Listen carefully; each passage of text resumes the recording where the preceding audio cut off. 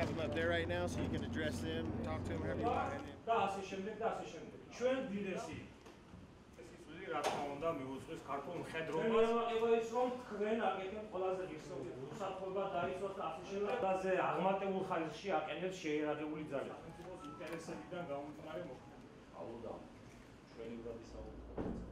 დასავლეთის სექტორი ცენტრალური და 55 და 57 გაუქმებულია. მოწყობილი ყველა იმას ჩვენ ცდილობთ ხარ. მსახურებს საქართველოს. ჩვენ მოვინახულეთ საქართველოს შეიარაღებული ძალების ქვედანაყოფები ავღანეთში, გავეცანეთ მათ საბრძოლო ამოცანებს, მათ საყოფაცხოვრებო პირობებს.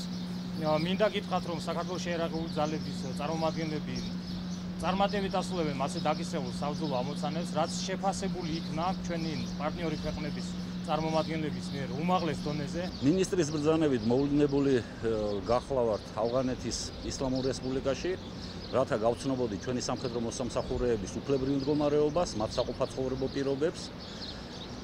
ჩვენ გქონდა რა თქმა უნდა მათთან გასაუბრება, ჯარი მოტივირებულია, კარგად ასრულებს საბრძოლო ამოცანებს, მაღალი შეფასებები აქვს ISAF-ის საგლობის მხრიდან. საქართველოს შეიარაღებული ძალების სამთო სადაზვერვო ბატალიონი ავღანეთში კოალიციის ძალების სამხედრო მოსამსახურეების მხარდამხარი იბრძვის.